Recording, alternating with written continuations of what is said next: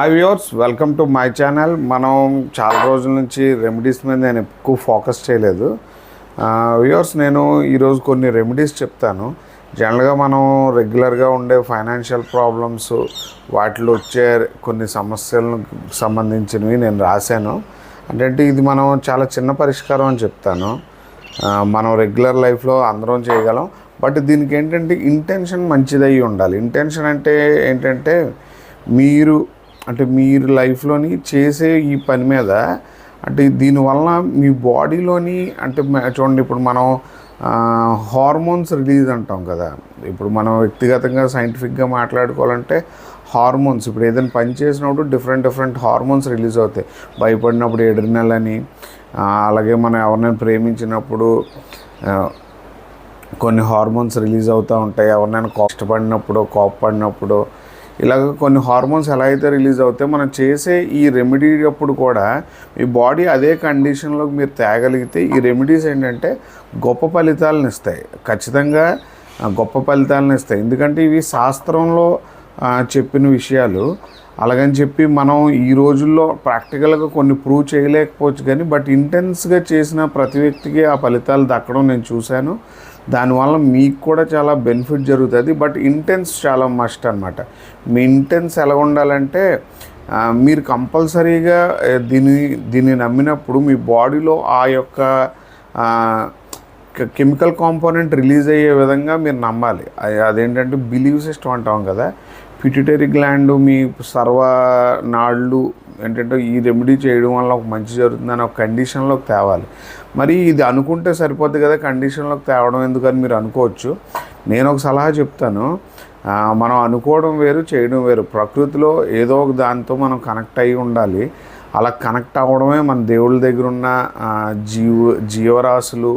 అలాగే అన్ని మతాల్లో కూడా మనం చూసాం, ఏదో ఒక జీవరాశితో మన గురువులు కానివ్వండి, వాళ్ళు ఏదో ఒక వస్తువుతోనో కనెక్ట్ అయి ఉంటారు. అంటే మనం ఎన్ని మతాల్లో చూసినా, ఎన్ని వీటిలో చూసినా మీరు గమనిస్తే, సాయిబాబా గారిది చూస్తే ఆయన వేప చెట్టుతో కనెక్ట్ అవ్వడం, అలాగే దత్తాత్రేయులు వారు ఆవులు, కుక్కలతో, అలాగే చాలా వ్యక్తులు. అంటే ఇప్పుడు మన పురాణాల్లో కూడా మనం చాలా దేవుళ్ళని జంతువులతోనో లేకపోతే వృక్షాలతోనో కనెక్ట్ అవ్వడం ఎక్కువ చూసాం. అది హ్యూమన్స్కి కూడా వర్తిస్తుంది ఫ్రెండ్స్. ఎందుకంటే దేవుళ్ళు హ్యూమన్స్కి అంటే మన మానవాళికే ఏదో మేలు చేయాలి అనే ఒక ఎనర్జీ కాబట్టి ఆ ఎనర్జీ మనం తీసుకుంటున్నాం కాబట్టి అలాగనమాట. నేను ఒక ఇంట్రెస్టింగ్ అయిన ఒక 4 రెమెడీస్ చెప్తాను. ఇది ఆవుకు సంబంధించింది. ఆవుకు మీరు ఎలా ఫీడ్ చేస్తున్నట్టయితే మీకు ఎలాంటి ఫలితాలు ఇస్తాయి. మీరు ఇంటెన్స్ క్రియేట్ అయినంత వరకు రెగ్యులర్గా చేయొచ్చు. ఆ ఇంటెన్స్ వన్స్ క్రియేట్ అయిన తర్వాత దాని ఫలితం మీకు అర్థమవుతుంది. చెయ్యాలి అన్నది ప్రకృతి నిర్ణయం అయితే ఖచ్చితంగా మీరు కంటిన్యూ చేయగలుగుతారు. లేని పక్షంలో చేయలేరు. మీరు దాన్ని లైట్ తీసుకోండి, దానికోసం మీరు ఆలోచించద్దు. కానీ మీ పనిలో మీరు పర్ఫెక్ట్గా వెళ్ళిపోండి. ఎందుకంటే ప్రకృతి ఎక్కడి నుంచి ఏ టైంలో ఎలా సహాయం చేస్తుంది అనేది మనం చెప్పలేము. నేను మీకు మామూలుగా ఒక నాలుగు దానాలు చెప్తాను గోవుకి ఏం పెట్టాలని.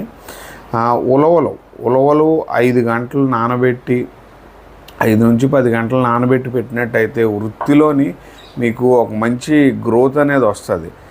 ఉలవలు తినకపోతే దాంతో ఏదో ఒక కాంపోనెంట్, అంటే ఏదో ఒకటి మీరు యాడ్ చేసి పెట్టుకోవచ్చు, అది మీ ఇష్టం. బట్ నానబెట్టి కొద్దిగా మెత్తగా అయిన తర్వాత దానికి డైజెషన్ వీలుగా పెట్టాలి. ఇలా పెట్టినట్టయితే వృత్తి నందు నిలకడ వస్తుంది, అంటే జాబ్లో స్టెబిలిటీ వస్తుంది. హరీవరీస్ ఉండవు అనమాట. మీకు హరీవరీగా వచ్చే ఇబ్బందులు కూడా అక్కడ ఉండవు. అలాగే బొబ్బర్లు పెట్టినట్టయితే నానబెట్టి ధన అభివృద్ధి జరుగుతుంది. ధనాభివృద్ధి అంటే మీకు ఫైనాన్షియల్గా మీ ఇంట్లో ఒక స్టెబిలిటీ వస్తుంది.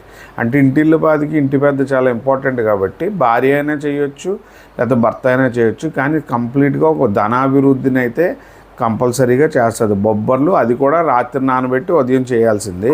అలాగే గోధుమలు నానబెట్టిన గోధుమలు కూడా మీరు చిన్న మొలకలు వచ్చిన కండిషన్లో పెట్టినట్టయితే మీకేంటంటే కంపల్సరీగా కీర్తి పెరుగుతుంది. కీర్తి అంటే మీరు ఏదైతే ఫీల్డ్లో ఉన్నారో దానికి సంబంధించి మీ యొక్క అంటే పేరు ప్రఖ్యాతలు అనేవి ముందుకు వస్తాయి అన్నమాట. అందువలన గోధుమలు కూడా మొలకలు వచ్చిన కండిషన్లో.